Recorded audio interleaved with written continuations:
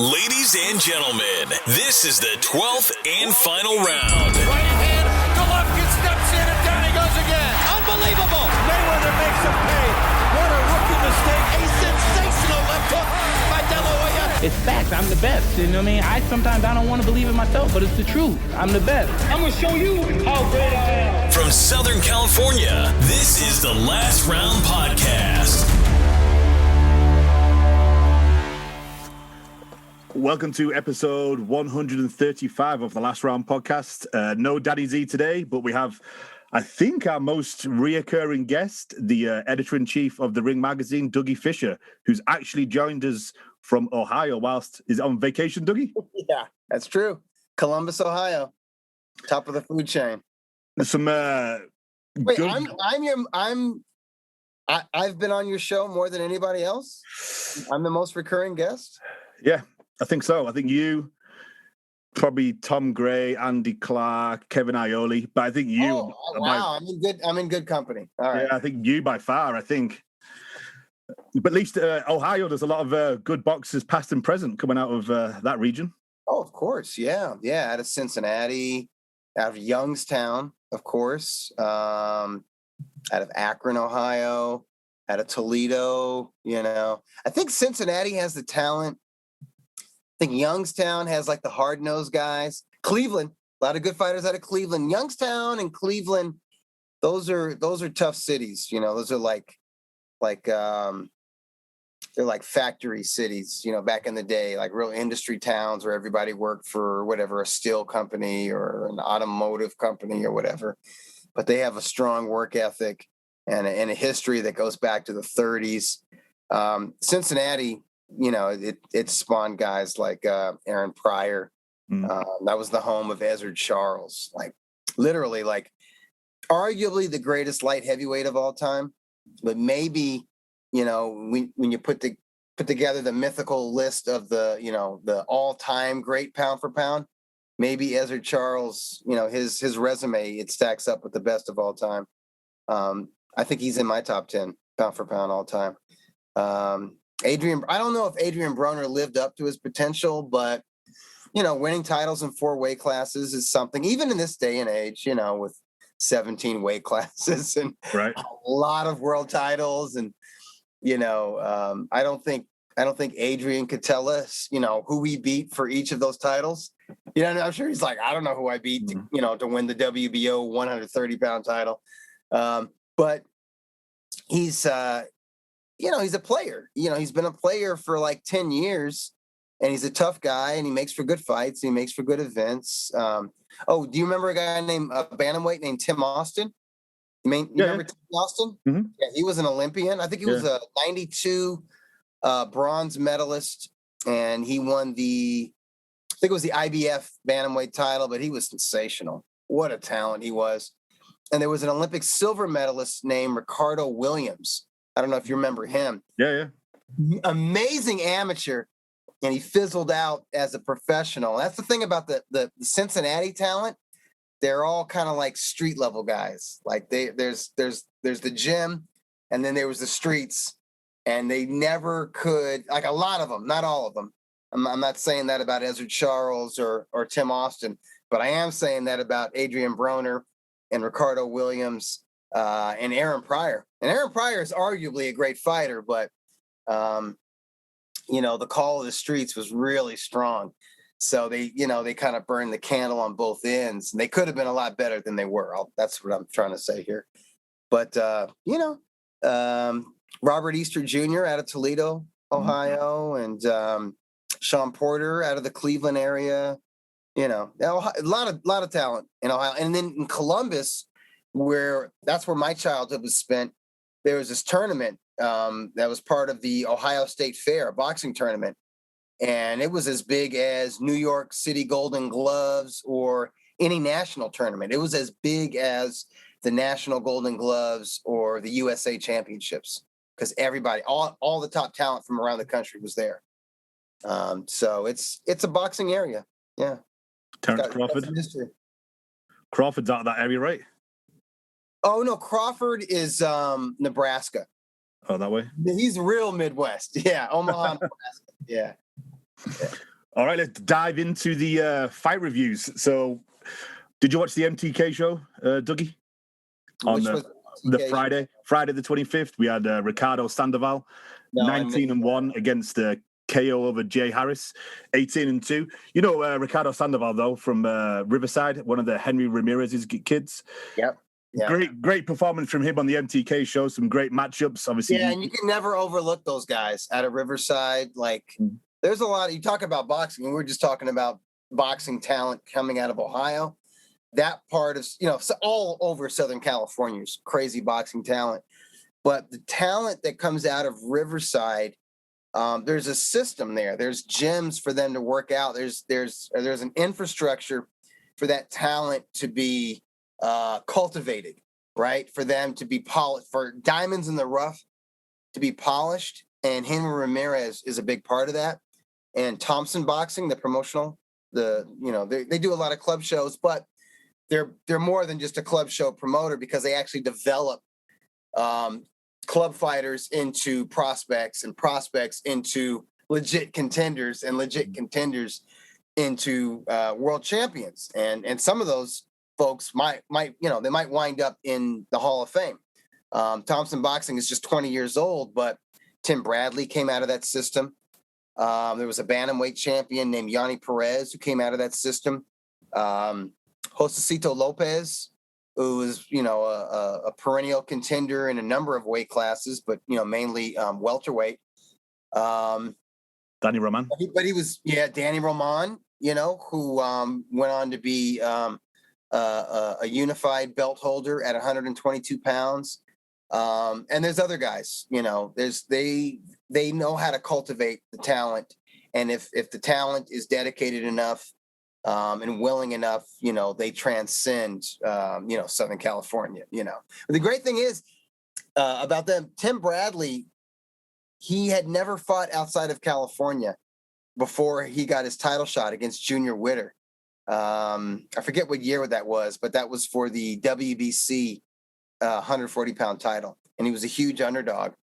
And his first fight out of California, he travels across the Atlantic to England to take on Witter, who is a huge odds favorite, and he wins.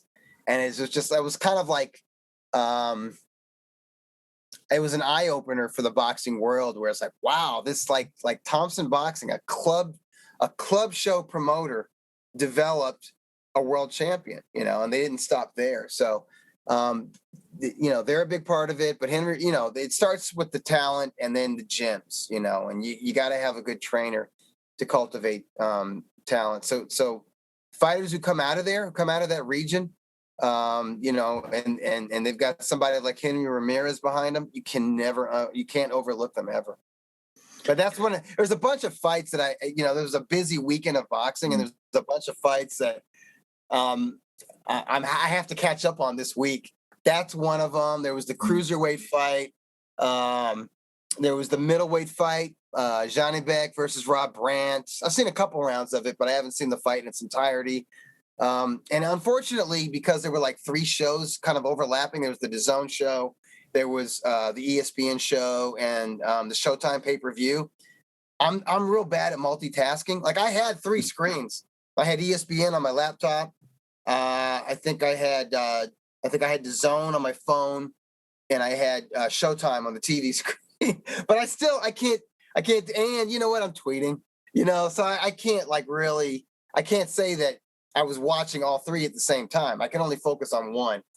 So I'm going to need to watch, I paid attention to the Erickson Lubin, Jason Rosario fight. And obviously, I focused in on the Lomachenko fight and when Tank Davis fought Morrell-Cazares, I had my full attention or whatever, but there's all these other fights that happened underneath those fights where I kind of was going back and forth. I wasn't really focusing my attention on them. So I'm playing catch up this week. So I'm sorry, I can't give you like specifics on a lot of these undercard bouts.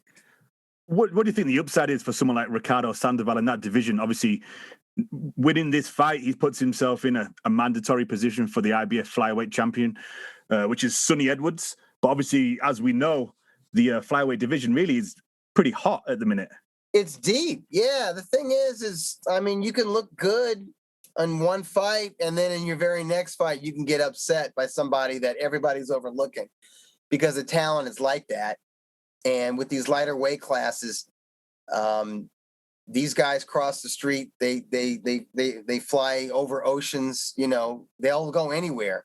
They'll fight anybody. They have to, because a flyweight doesn't make the money that a middleweight makes. You know what I mean? Even like a mid-level middleweight, right? The best flyweight doesn't make the kind of money that like a welterweight prospect will make. You know what I mean? So if they're going to eat, they got to fight everybody. They can't play that game. And when you do that, it's tough. It's a tough schedule. So, you know, Sandoval's a welcome addition to the flyweight division, just like Sonny Edwards was. You know, Sonny was. I don't know. I don't think he was the favorite. I don't think that Ring Magazine ranked Edwards going into that fight with the South African veteran. But it's that kind of division where guys can just pop up out of nowhere. And I think that the flyweight division, the junior bantamweight, super flyweight division, the junior flyweight division, 108 pounds, I think these are weight classes that a network or any platform worth its salt should really invest in, because you don't have to pay too much for these guys. You know, I mean, obviously somebody like Chocolatito Gonzalez and Juan Francisco Estrada, they're going to ask for money at this stage of their career, but they've accomplished enough to where, like, they're going to get into the Hall of Fame.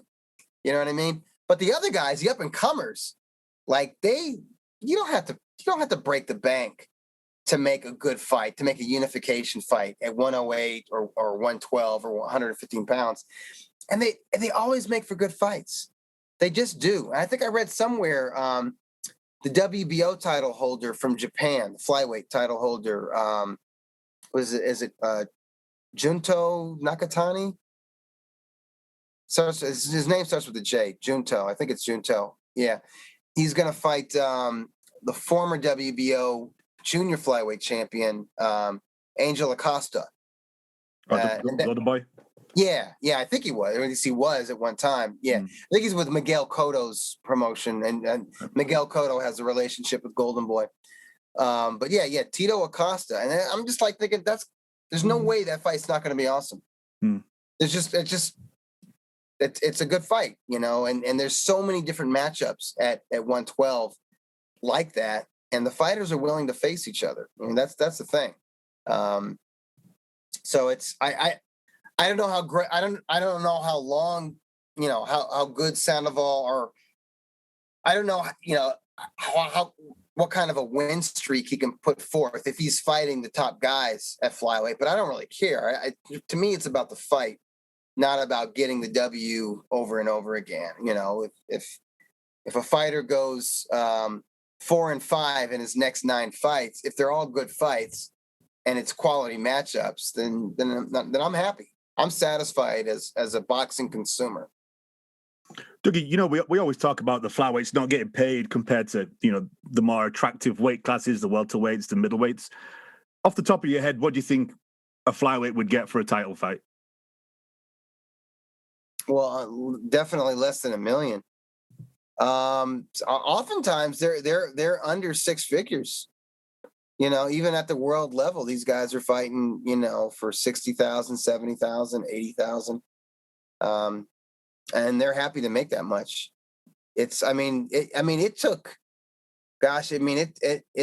I don't think Chocolatito was making more than 6 figures and, you know, within his first 30 bouts or whatever. And the same thing for Estrada, as awesome as they were.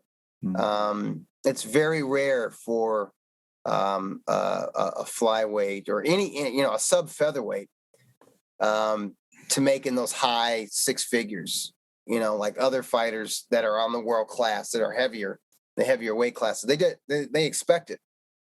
And there's a history of that, you know, the top fighters in their weight classes making $500,000 or $750,000, you know, for a title shot or a title eliminator, or, you know, a fight between 2 legitimate top 5 or top 10 contenders.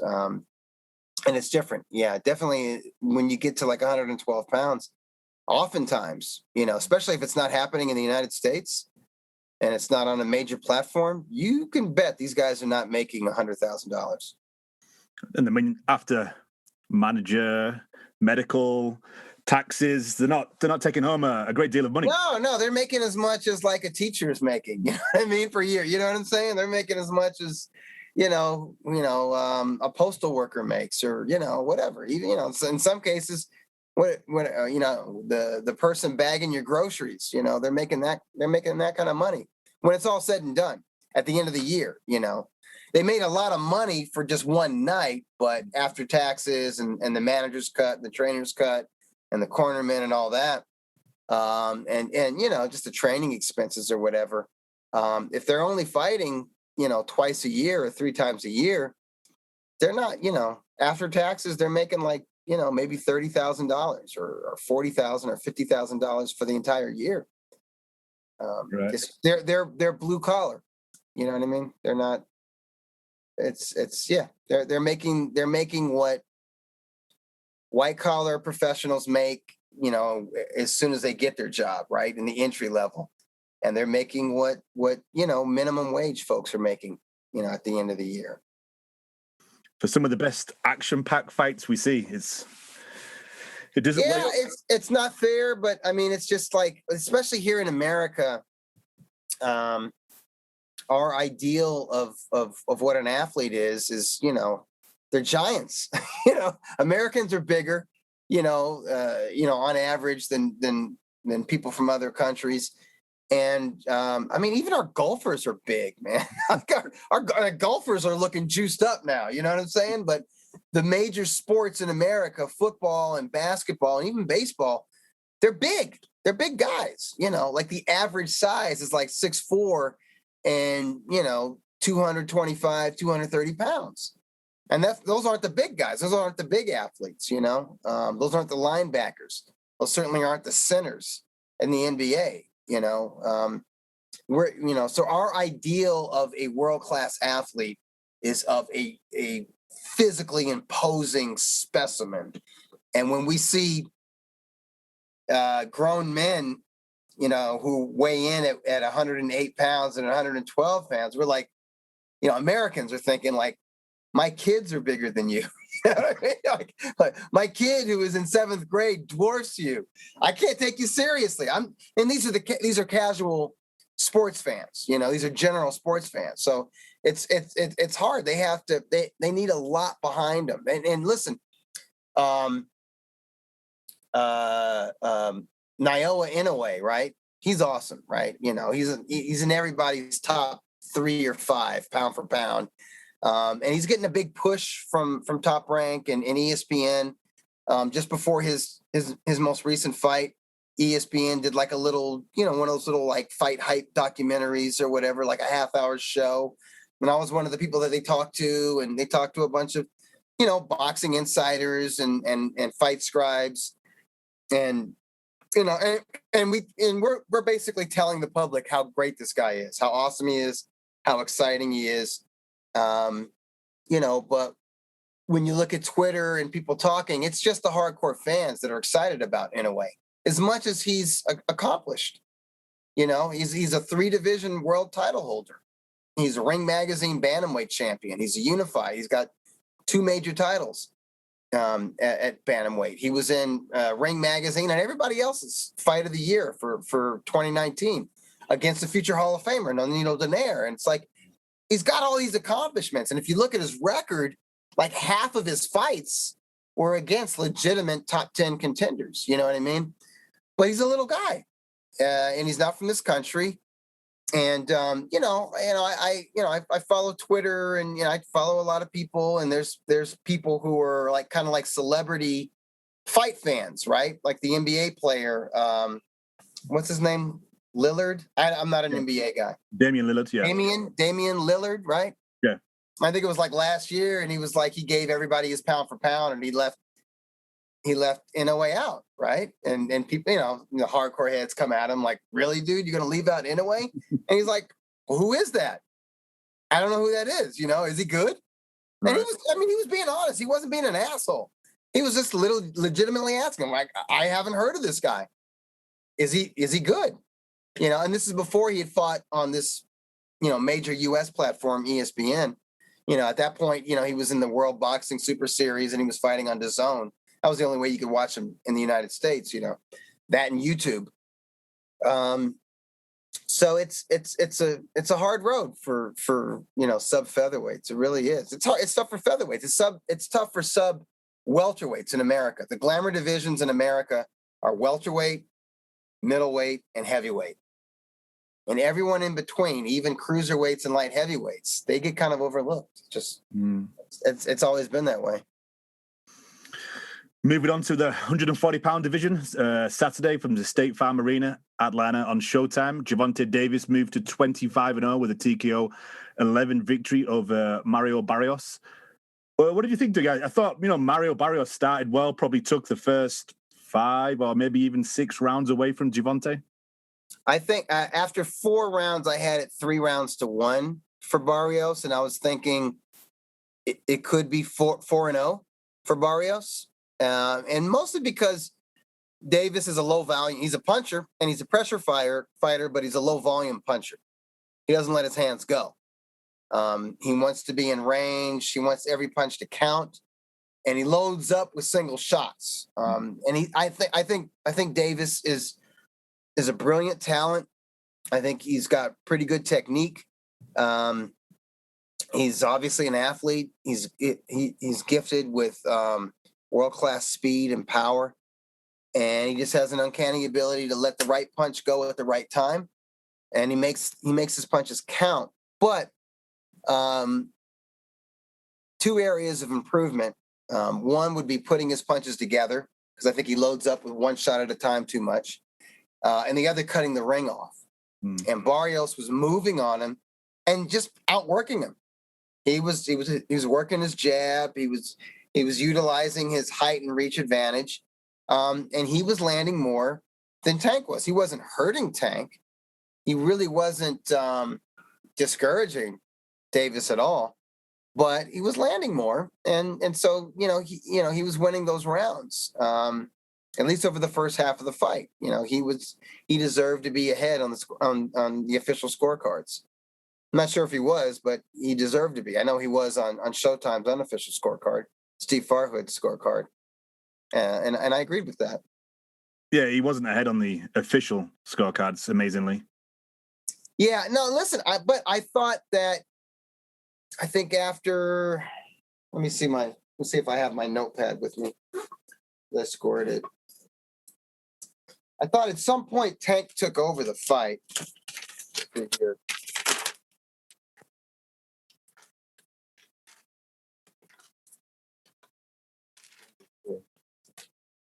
All right, so I gave Tank the 5th round and the 6th round. In the 7th round, I thought it was close. I thought I gave it to Davis, but I thought Barrios made if you scored the 7th round to Barrios, I wouldn't have been upset about that. But obviously in the 8th round, Davis he took over the fight, But I thought that after the 4th round, I thought Davis was getting closer and closer and just gradually imposing his will on Barrios and letting Barrios know that it doesn't matter what you do. It doesn't matter what your game plan is. It doesn't matter how well you move or how often you hit me. I know you can't hurt me, and I know I can hurt you. And it's only a matter of time before I connect with the sure shot. It's going to change everything. And that happened in the 8th round. And, and to Barrios' credit, he survived. To Barrios' credit, he survived. He really is. He's not just a good boxer. He does have that warrior spirit. He calls himself an Aztec warrior, and he did fight with that spirit. And I thought Barrios came back really nicely. In fact, I scored the 9th round for Barrios because Davis maybe punched himself out a little bit, or maybe he was just content. He was complacent and like, well, I got this. I heard him. I let him know who the boss is, and I'm going to catch him eventually before the 12th round. I'm going to catch him with another sure shot, and I'm going to take him out, which is what happened. But in the meantime, I thought he dropped the 9th round. And I thought that 10th round was pretty close. It was pretty close, but because I think there was only 17 punches from Tank. That was in the 9th round. In the 10th round, I think Tank hurt Barrios late in that fight, which is why I scored the 10th round for Tank. But after 2 minutes or 2.5 minutes, I was thinking, okay, this is another round for Barrios, which was making it really interesting if the fight had gone the distance. But, Tank had that confidence of just the stronger, more explosive talent, and that's what played out. What do you think about? Obviously there's a huge debate about him picking up a WBO. Is it really a huge debate, or is it just a few jackholes that are like PBC, pom-pom queen cheerleaders that are like, no, you got to recognize the regular WBA belt because Tank is fighting for it. How many people really give a shit about that? I mean, I know the network wants to call it a championship bout because it's a pay-per-view. I know Mayweather Promotions want to pump their guy up, want to claim that their guy is a 3-division champion. But I mean, how many people really give a damn about the WBA regular title? I mean, I know there's a few fans that are loud because they came at me. They came at me because they came after Tom Gray, and then they came at me. And I'm just like, what are you mad about? Like, Gray's just saying it's ridiculous that a month ago, we crowned an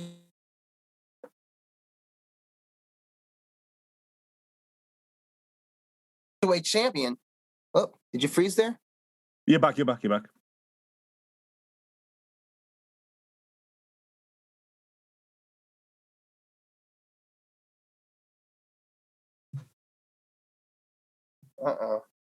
You're back. Can you hear me? Yeah, I can hear you now, yeah. Oh, shoot. Was that on your side or my side? I'm not too sure. It didn't say. Oh, okay. Sorry about that. So I was going on a bit of a rant. Just like, I know there's a few hardcore heads out there that are like, F-Ring magazine, because you guys say you don't recognize the regular WBA title belt. But I'm just like, nobody else does either.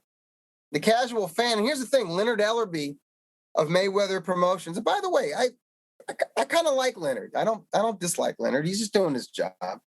And I think Mayweather Promotions has done a good job with Mayweather. With Tank Davis.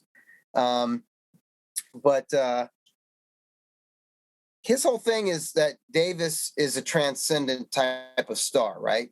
He's an attraction, okay? And he should only fight fighters who bring something to the table, like a fan base, like Davis has proven in Atlanta and in a few other markets, Baltimore and even Southern California. He's proven to be able to put butts in the seats, and that's great, and I love that. And he's also must-see TV because he's an exciting, aggressive boxer puncher. And the fans who were there in the arena, they weren't there because he was fighting for the WBA title. They were there because they're Tank fans. So that's my argument. It's like, did Tank fans recognize a WBA title period, whether it's regular or super? I would say no. I would say they don't give a shit. They're just Tank fans. I don't think with a talent like that, who's popular like that, who has that type of charisma and taps into the markets that Davis taps into, because he taps into markets that are outside of the hardcore fan circle, right? Just like Ryan Garcia does, right? And I think it's good. I think it's good for boxing. You don't need to promote a fight as the championship bout. It's just Tank Davis. You could say it's just Tank Davis, a top junior lightweight, is going up 10 pounds, take on a top junior welterweight. That's the story right there. Like a top junior lightweight title holder is taking on a top junior welterweight, period. You don't have to say he's got the junior varsity WBA title, And to those who get mad and like, well, I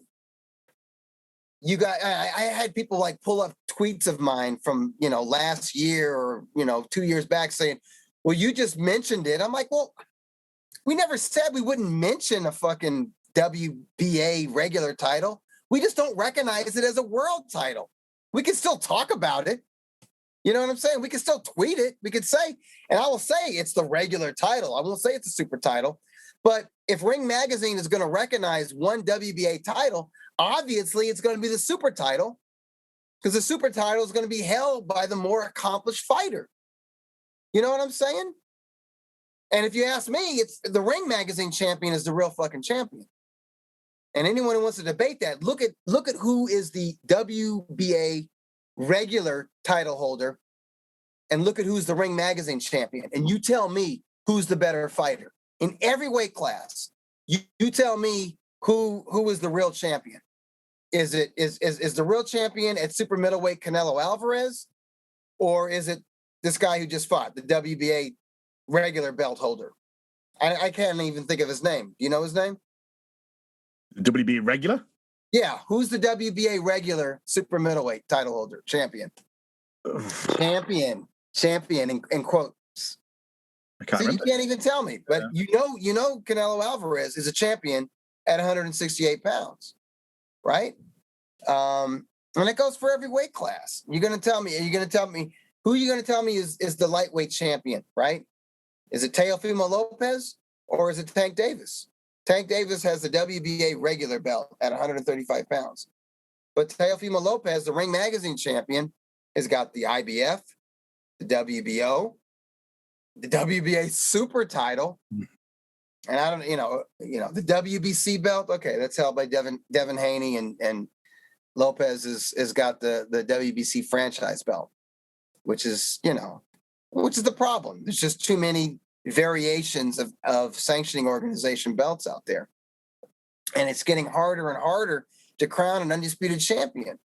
So I thought we did. I thought we all agreed that Jose Ramirez versus Josh Taylor was for the undisputed junior welterweight championship. There's nobody who disagreed with that at the time, right? And Josh Taylor won, so he should be the damn undisputed 140-pound champion, okay? He's the Ring Magazine 140-pound champion, and he proved worthy of that title by beating Jose Ramirez. And between the two of them, they have cleaned out the 140-pound division. They fought all the top contenders. They paid the cost to be the boss. Gervonta Davis has defeated one legitimate junior welterweight, Morrell-Cazares. We can't look at him as the champion. It's silly. It's silly to do so. And the folks who do that, mainly on Twitter, on boxing Twitter, those are just PBC cheerleaders, And I don't have a problem with the PBC. I really don't. I mean, I bought that pay-per-view. I was happy to pay for it because I knew it was going to be a good show. We had Erickson Lubin versus Jason Rosario, and we had Tank Davis versus Morrell-Cazares. Those are good fights. I got my money's worth. I'm happy with it. I want to support Showtime. You got to support Showtime with these pay-per-views. That helps them pay for, hardcore fights and matchups like in the junior featherweight division. I love what they're doing at 122 pounds.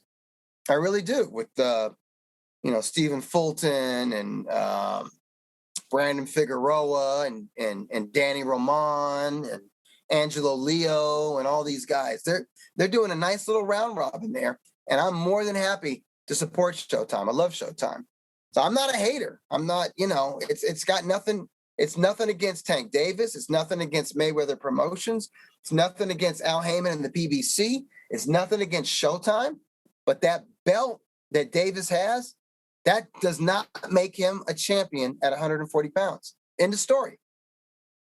Davis beating Morrell-Cazares makes him a contender, makes him a top 10 junior welterweight. End of story. And that's an accomplishment in of itself, because he's a 130 pounder who moonlights at 135 pounds occasionally, and he probably should be fighting at 135. And I hope he does fight at 135. And I hope the right fights are made at lightweight with Davis, because they're huge fights, and they're fights that he can win. I wouldn't count Davis out against Devin Haney or Ryan Garcia. What are your thoughts, Dougie, on, I think it was what Leonard Ellaby said after the fight, pretty much just saying that we're not going to see him in there with a lot of the big names that we wanted. And like you touched on, because they're not big enough attractions to come to the show. Well, he said that just about Josh Taylor, right? He just said that about Josh Taylor, which I'm like, whatever. I mean, yeah, Taylor's fought once in the U.S. Obviously, he's not going to be a huge draw in the U.S. We're still in a pandemic. We're at the tail end of it, but we're still in a pandemic. I mean, he does draw at home. He does draw. I mean, I remember watching this fight with Regis Prograis. That was at the O2 Arena in England. Yeah, right. No. There was some butts in the seats. Come on, man. I know he draws in Scotland. You know what I'm saying? So but whatever. I don't pay much attention to that because that's fans jumping the gun. Any fan whoever was asking Ellerby, oh, what about Tank Davis fighting Josh Taylor? Tank hadn't defeated Morrell-Cazares yet. You know what I'm saying? And we don't know if he's going to decide to stay at 140 pounds. He's got options.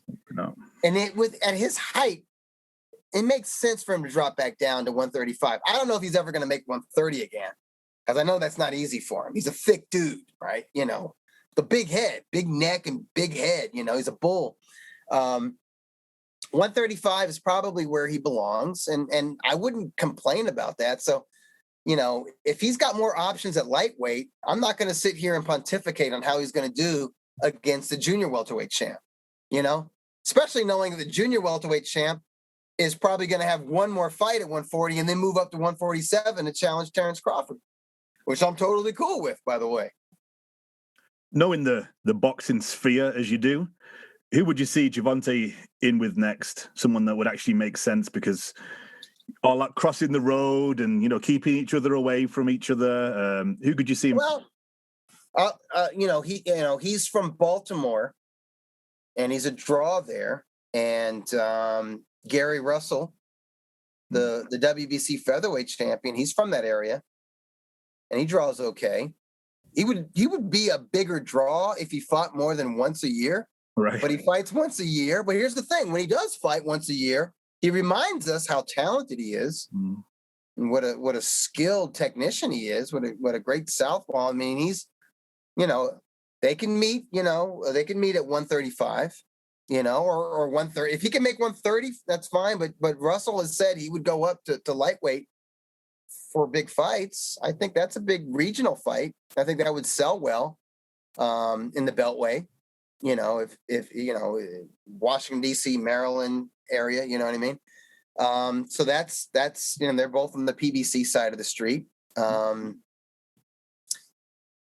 don't know. I think Chris Colbert is a big talent at 130 pounds. I don't know if he's a big enough name for Davis.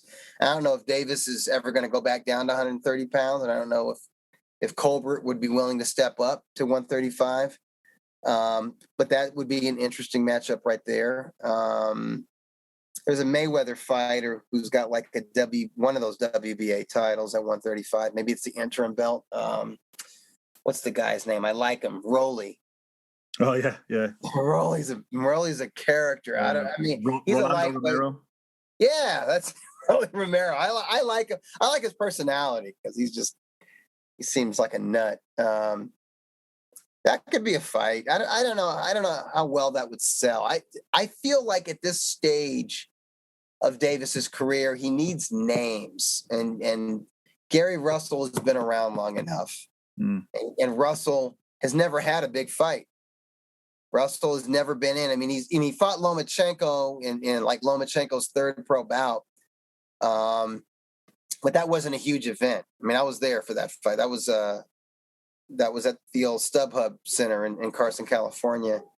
And it wasn't a huge, it was hardcore fans were into that matchup, but Lomachenko hadn't yet made his name and he was still a bit of a question mark. He was coming off a loss. And Gary Russell was undefeated. He was 24-0 at the time, but he wasn't yet, that was his first title fight. So when I look at Russell's record, I don't see any, I see some respectable names like Lomachenko and Joseph Diaz Jr., but I don't see any big matchups, like big events, right?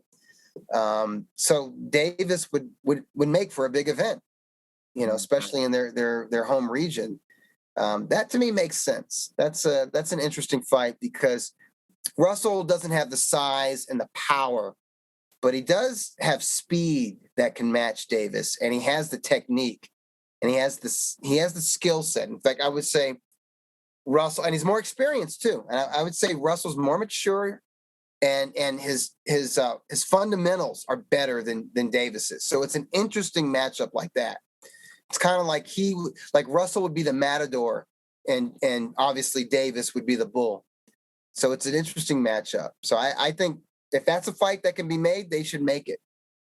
And then, and after that, see if, I heard Mayweather comments where he was saying that, we won't cross the street, or we won't work with other promoters. We're not going to make another promotional company great, which is absolutely ludicrous. It's ridiculous. If you believe in your guy, you're not going to make that company great. You're going to make your guy great. You're going to make your company great by having those co-promotions. I mean, listen, Oscar De La Hoya didn't become the number one star in boxing by just fighting top-ranked fighters.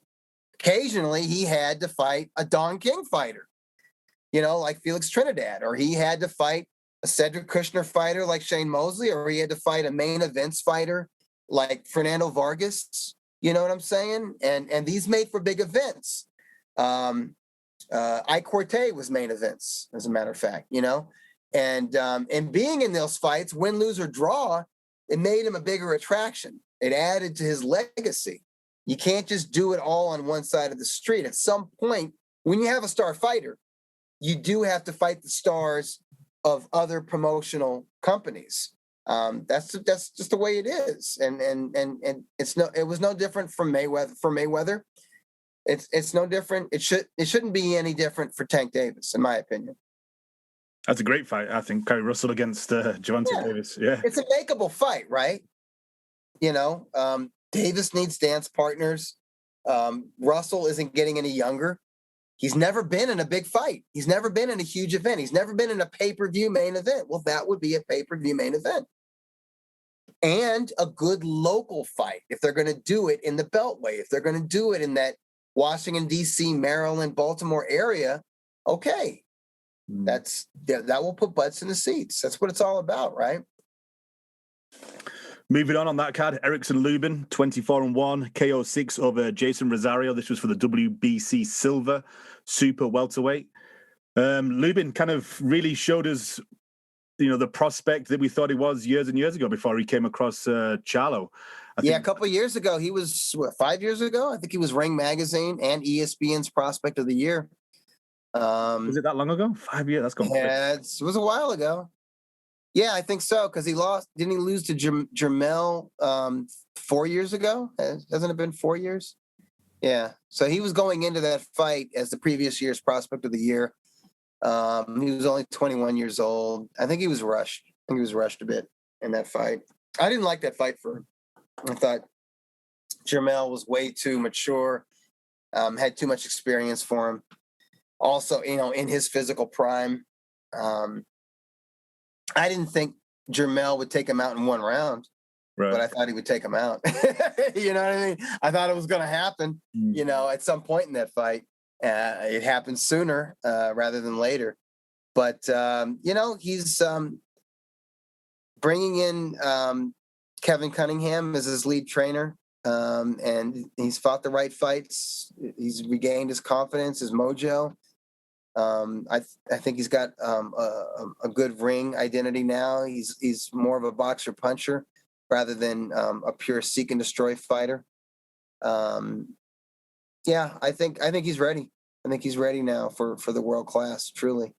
And and Jason Rosario was a legitimate top 10, former unified belt holder, but a legitimate top 10 junior welterweight. So he's knocked off the top dogs. I think he's ready for another title shot. Yeah, I thought it was good to go away, slowly build back up, kind of in the shadows.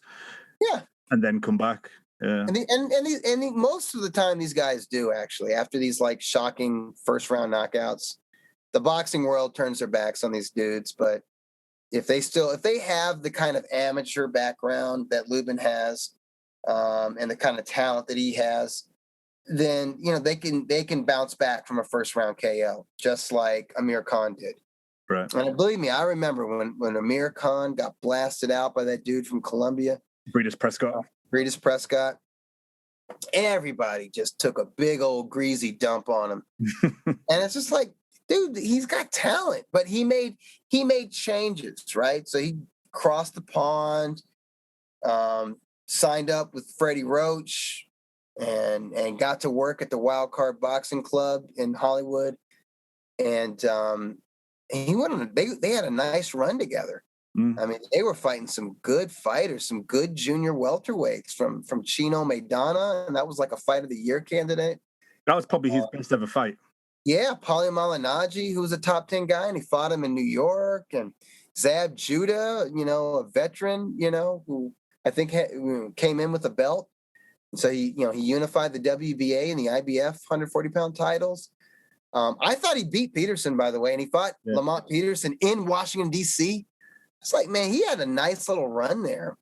And he was fighting real guys, in America. And, you can't count these guys out, anybody. I had a trainer back in the day, back in the mid-90s, named Kevin Morgan, who was like a welterweight fringe contender back in the day, like 70s and 80s. And he always told me anybody can be knocked out in the first round because you can be cold. Sometimes, even if you're a main event fighter, sometimes you're called into that ring before you're ready. Like there's like the undercard, there's a bunch of knockouts and the show gets moved along and they're like, you're up. It's your time. You got to get in that ring or whatever. And you're still a little bit cold. And he always told me anybody, including great fighters, can be caught in the first round and knocked out in the first or second round. It's part of boxing. And that always stuck with me. And because, he himself had been knocked out a lot in the first and second round. And he always said, I got caught cold. They call, he was a prelim fighter. And just out of the blue, they're like, you're up, Morgan, go. And he's like, holy crap, I just got my gloves on, I'm not even warmed up. And he got clipped, he's in against real guys, like Marlon Starling, or Pete Ranzani. And he got knocked out, right? And so he just believed it that anybody can be knocked out in the first round. And that's always stayed with me. So I've never jumped off a bandwagon when a guy gets clipped in the first and second round. And I'll give you an example. Melikuziev, Bekdemir Melikuziev, he just got clipped. It was in the third round, right? Against an excellent gatekeeper in Gabe Rosario, Gabe Rosado. And I think he'll be back. Listen, he got humiliated, and he's it's going to bring him back to earth. It's going to put his feet firmly on the ground and let him know that he just can't walk in there and whack everybody out with body shots. He's got to protect his chin. He's got to give veterans their due respect. He can't get wild in there, but he's going to listen more to his trainer now after suffering that knockout. And he's going to get better. Just like Vladimir Klitschko did, just like Lennox Lewis did, just like so many fighters in the Hall of Fame got clipped early in the early rounds. And, we'll see how far Lubin can go, but I never stopped believing in Lubin. Like I never thought we screwed up by making him prospect of the year. No, the talent was there. A prospect is a prospect. He's not proven yet. His prospects look good. You know what I mean? And but if you're rushed, if you get in there with a real guy, you can get drowned. You can get overwhelmed. It happens in boxing. But you can also come back. You can learn from that experience. And you can see where if you were making mistakes or if you made mistakes, you can rectify that. You can correct those mistakes. And that's how you evolve as a fighter. I think a lot of Linares' losses, by KO. Yeah, early. Yeah, most of them were early. Yeah. Like first or second round. That's true. And he remains a perennial contender at lightweight. Right. Moving on to the other big card of that weekend from the Virgin Hotels Las Vegas on ESPN. Vasily Lomachenko, 15-2, TKO 9 over, I'll just say Nakatani, who moved to 19-2. He was back. Matrix reloaded, as everyone kept saying. I thought it was a good performance. I thought he looked really good coming off shoulder surgery and that much inactivity. He hadn't fought since last October. And his legs were there and his reflexes was there. But most importantly, his confidence was there. It didn't seem like the loss to Lopez affected him in a negative way. I think it affected him in a positive way, and that it's rekindled a fire in his belly. And he sounds a little bit obsessed with Teofimo Lopez, but that's to be expected with a competitor like that. We're talking about a guy who had almost 400 amateur fights, and he won all of them but one. And that one dude who beat him, he had to beat him. He wanted that rematch, and he beat him. So I would expect him to want to get that get back. To use that as motivation. And he seemed really fired up against the Japanese fighter who's been tough on everybody, who is literally and figuratively speaking a tall order. Tall and rangy and tough as nails. And I think by getting the stoppage, being the first lightweight to stop Nakatani, he did. I think he made a statement. And I loved his footwork was there. The head and upper body movement was there. The angles was there. Solid punches, good punches to the body, accurate shots to the dome. I think he protected his spot as Ring Magazine's #1 rated lightweight, just behind the last man to beat him, Teofimo Lopez, who's our champion. And I think he makes for tremendous fights against any of these guys. I think a matchup with Tank Davis would be sensational. A matchup with Devin Haney would be great.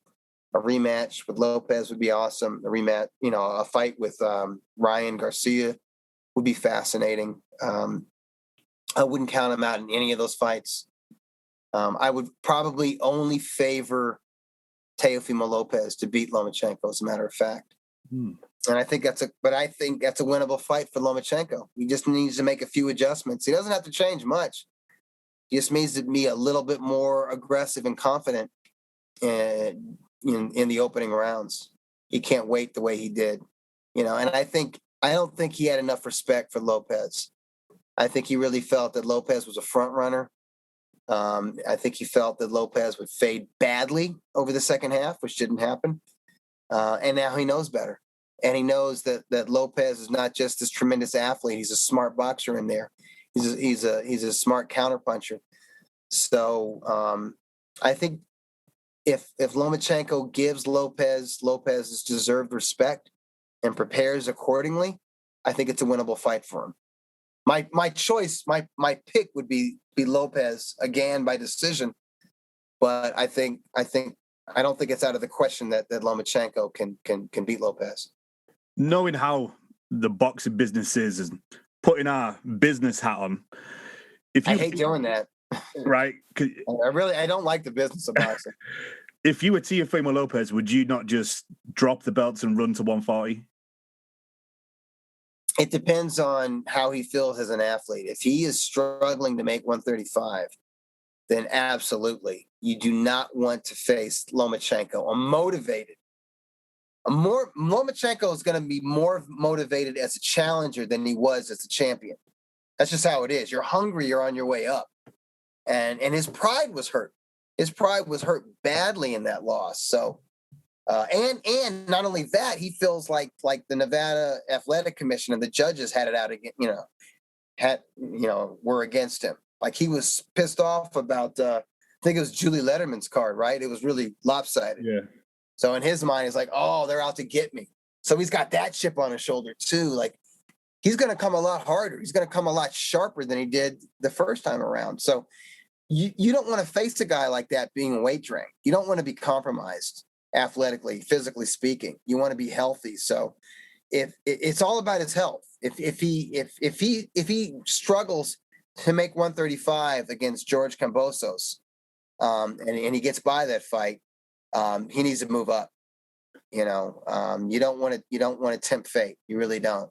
So it's all about what his body tells him. I would say listen to your body. Don't listen to the money. Don't listen to your father. Don't listen to Bob Arum. Don't listen to anybody. Listen to your body. If your body says we're done with 135, move up to 140, because guess what? There's great fights to be made at junior welterweight. On his side of the street, with Top Rank and the ESPN platform, you got Josh Taylor, who's the undisputed champion, and they're both pound for pound ranked. So if they were to fight, whoever would win that fight, they could arguably be number one, or at least top 3, because you got 2 top 10 guys facing each other, right? There's also Jose Ramirez. That's a hell of a fight. There's Zepeda. They got Barboza, right? Isn't he a top ranked guy? Yeah, and then Pedraza. Yeah, they got Jose Pedraza too. Yeah, there's a lot. There's a lot of players at 140 pounds that are right there. Those are makeable fights. And Lopez makes for good fights, and that's a variety of styles. I don't think I mentioned any stinker. There's no like stinky kind of styles. There's no Victor Postol. I didn't mention Victor Postol is not part of the top ranked stable. We got Barboza, we got Zepeda, we got Pedraza, we got Ramirez, the former champion, and we got the current undisputed champion, and Josh Taylor. And these guys they're boxers, but they're aggressive. So those are all good fights for Teofimo Lopez. So there's no point in waiting around. If you can't make 135, the hell with it. Drop the belts and move up. Looking at what Lomachenko achieved in 16 fights before he fought Teofimo Lopez, do you think he's underappreciated? It depends on who you ask. I don't understand it, but there's Lomachenko detractors. Mm-hmm. It's a weird thing. I see people, they want to big up Davis, and the way they do that is to shit on Lomachenko. And I don't understand. That's not real support. That's not supporting Davis. If you want to support Davis, buy his pay-per-views, or if he fights in your area, buy a ticket and go see him fight and cheer your ass off for him, And when he wins, say rah, rah, rah. And when he loses, have his back. That's a real fan. That's a real fan. A real fan is like Julio Cesar Chavez fans back in the day. They didn't care if he fought on HBO or if he was fighting on Showtime or if he was promoted by Bob Arum or Don King or if he was fighting on Univision. And if he won, they were happier than ever. And if he lost, they were gutted, but they had his back. And when he came back, they were there for him. You know what I mean? A real fan is like me and Chocolatito, right? When he lost for the first time against Rungvisai, I was like, man, he won that fight. But props to the Rat King. Props to the tank from Thailand, right? Because it takes 2 to tango. It takes 2 to make a great fight. I thought that was fight of the year. I thought that was a better fight than Klitschko Joshua. I really did. I thought that was the best fight that year. But in the rematch, you know what? My man didn't have it. I could tell. As he walked through the ring, he was like, oh my God, I'm about to get executed. And that's what happened. Got decapitated, got taken out. And man, I was there. That was StubHub Center in Carson, California. I was gutted. I mean, I wanted to cry. But that's a fan. You feel, but at the same time, props to the guy. Give credit to the guy who beat your man. If you were saying your man is pound for pound number 1 and your man is a future Hall of Famer, and somebody knocks him the fuck out, then you just got to tip your hat to that guy, which is what I did. I'm like, I'm a fan. I'm a fan of Rungvisai, but I love Chocolatito, and I didn't stop supporting him. If he wanted to retire, I was like, great career, man. You're a Hall of Famer. You're arguably great, He wanted to continue. I'm like, good. I support you. Have his back. And from the time of that loss until he beat Cal Yafai for the WBA title at 115, you know what I said? Whenever his name came up on Twitter, you know what I said? He's the king. He's still the king. He don't have a crown, but he's still the king. That's a fan. That's how you fan. You don't hate on another fighter to big up your guy. I don't understand that. I don't understand people hating on Lomachenko because they want to big up another lightweight, whether it's Lopez or Garcia or Tank Davis or whoever. It's like, give Lomachenko his props. Lomachenko's first fight at lightweight was Jorge Linares, and it was a fight. He got dropped in that fight. He had an injured shoulder in that fight. He bit down, went to the body, and got that late stoppage, man. I was there. I was at Madison Square Garden for that fight. That was sensational. It was a great atmosphere.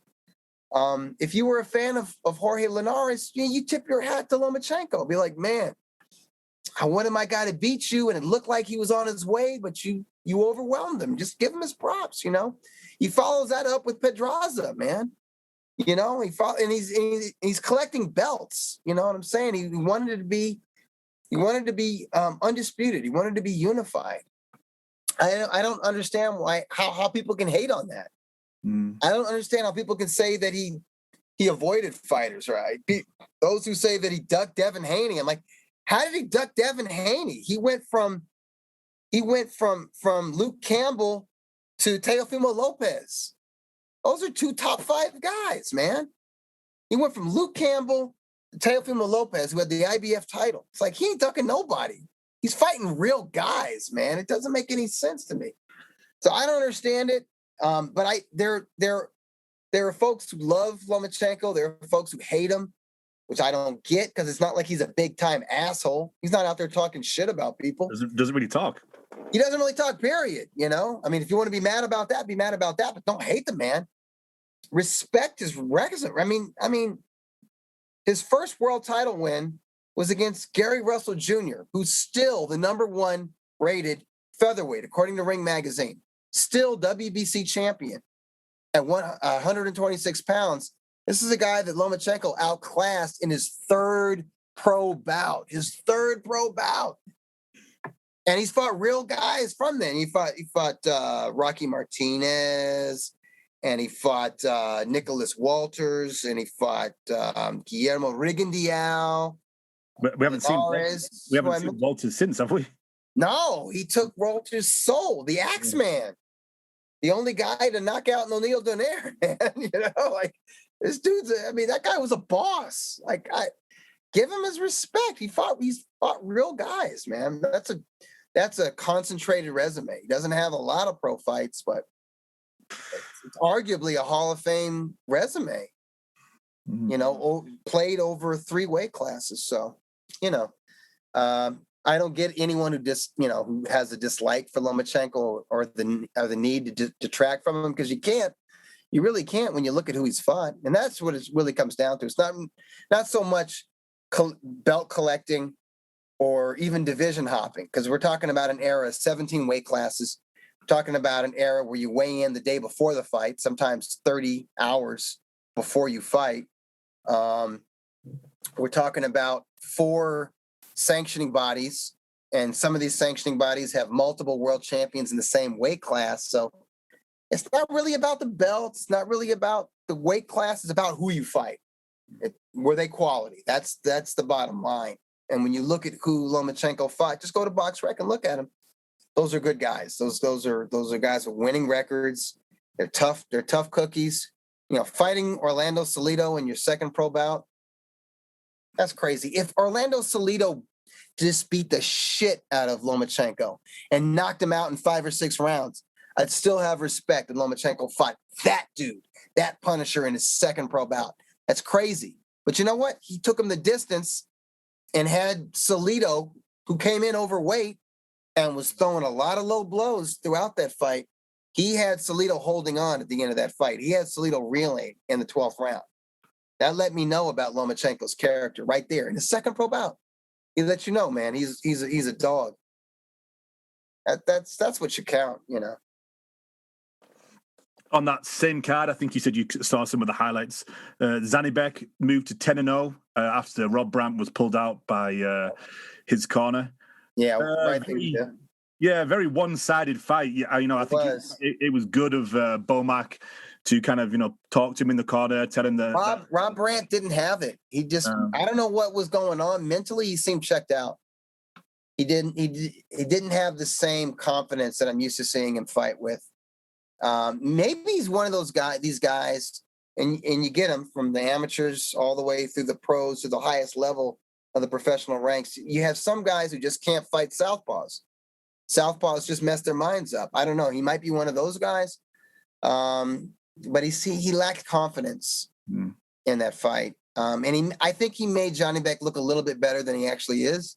Right. Because I know some people are like, "Oh man, let's let Johnny Beck loose against any middleweight," and I'm like, "Yeah, slow down a bit." But Johnny Beck has an excellent trainer, a Hall of Famer in Buddy McGirt, and he's been working with him for a while. I've seen them train. Buddy's got like 3 guys from Kazakhstan.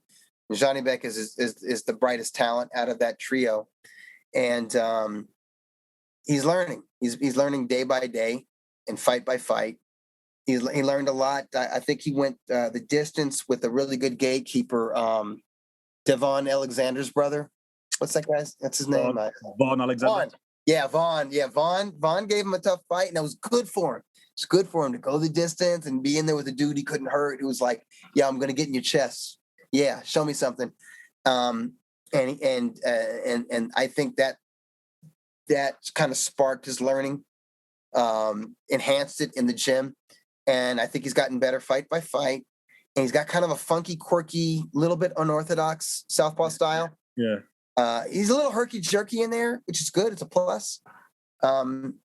Here's who I want to see him fight. I'd love to see him fight like a Jaime Munguia, because they're the number 1 and number 2 contenders for the WBO. And whoever wins that fight, I'd like to see them challenge Boo Boo Andrade. That's a good fight.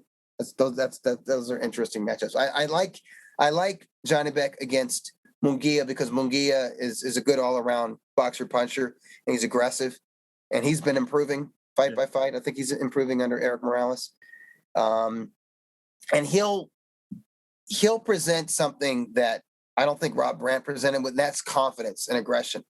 So I think Munguia would have the confidence to try to walk Johnny Beck down, and we'll see how Johnny Beck would react to that type of fighter. I'm not 100% sold on him after 10 fights. I'm not going to say he's like a top 5 middleweight, but he is a legit middleweight contender, and I think he's ready for the top 5 now. Moving to Sunday, I'm not too sure if you saw this, Dougie, but David Morrell now 5-0 with a KO1 over Mario Abel Cazares, 12-1 for the WBA. Just saw highlights of the knockout, which was nasty. What do you think is the how far do you think we're going to see David Morrell go? People are jumping on the bandwagon very early, saying that he's going to be. Yeah, I don't know. No, I need to see more of him. I need to see more. That's the bottom line. Super middleweight division. It's not as deep as some divisions, but it's not shallow. He's not rated by Ring Magazine, obviously. He's got a ways to go. But that was good exposure. That was a good platform. Scoring a knockout like that on the Fox platform, that's good. It's good for any up and comer. It's going to get your name out there, and that's very important. And I'm going to be watching him from now on. When he fights, I'm going to watch him fight. And as long as the quality of his opposition is steadily increased, I'm going to watch with interest. And if he continues to win, then come back and ask me that question. But right now, I don't know. It's still. Fight previews, there isn't many, but Saturday the 3rd of July from the Dignity Health and Sports Park, the old StubHub. Chris, is it Colbert or Colbert, 15-0 against... I say Colbert a lot, but I think it's Colbert. Yeah. Against King Tug, who's actually a late stand-in. One for the WBA interim super featherweight. What do you think of Chris Colbert so far, Dougie? I think he's a legitimate junior lightweight contender. I think he'll handle King Tug, who's a legit contender at featherweight, but not the same level of talent as Colbert. Colbert was a standout amateur, and he's a good athlete, good just all around boxing ability. I think he's been matched correctly. And I think he's feeling himself right now, and he wants to make a statement. And I expect him to do so against King Tug, even though King Tug is a tough cookie and a late replacement. For people that recognize the name, Colbert was on the Netflix documentary and at that time actually went by the name of Little B-Hop. Yeah, that's high praise, and that's a lot to live up to. Good matchup. I think Chris Colbert will come through, though. Also on this card, we have, I think it's Michel Rivera, 20-0, against John Fernandez, 21-1. What do you think of this matchup, Dougie? It's kind of a different one with a highly rated Spanish prospect in John Fernandez coming over to these shores. Yeah, I'm not really familiar with him. He's looking like he could be a decent little matchup. His only loss so far was actually against Oshaki Foster on a 2018 Showbox card. Oshaki can fight. Yeah, Oshaki's good. Yeah. Michel Ferreira, though, looks like he could be the next big thing. A lot of people have kind of jumped on him with his ascent from last year. So I think it should be a home victory. I think we'll see the home corner taking it in that.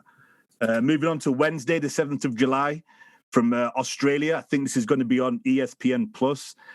Tim Tszyu against Michael Zarafa for the WBA Oceania and WBO, you love this, Dougie, WBO Global Super Welterweight World Title. Yeah, I mean, Tim is he's a Ring Magazine rated junior middleweight. That's I don't pay attention to the minor titles or whatever. But he's got the look. I expect him to handle Zefra. Who's a solid veteran. He's got a name in Australia, obviously, and I think Tszyu is being moved correctly, and he's climbing the rankings. He's probably going to get a knockout, and he's somebody. He's probably not as highly rated as Erickson Lubin, but he's on that level as far as like the natural talent. He's got the natural talent. I don't know if he's, he has the same amateur background, but when you're the son of Kostya Tszyu, I know you've got a good foundation.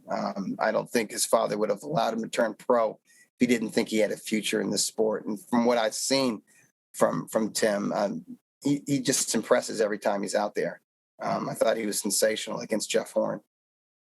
Yeah, I mean, it should be a good test. Obviously Zarafa's got all of the experience. He's been in there with Anthony Mundine. He's been in with he's been in, and he's a middleweight. He's a bigger guy and all, but Tszyu is just so sharp technically, and he's got the power and he's got a little bit of his father's style to him. I think Tszyu is difficult for any world-class 154-pounder. And I think that should be on ESPN Plus for anybody over in the US wanting to watch that in the early hours of Wednesday. I'll be watching. If I don't watch it live, I'll be watching the replay. All right, then, Dougie, if you just want to tell everyone where they can find you on all your social media channels. Yeah, at Dougie Fischer, DOUGFISCHER. That's my Twitter, and that's my Instagram, and that's all I've got, really. Unless you're a Facebook person. Anything coming up with Ring Magazine?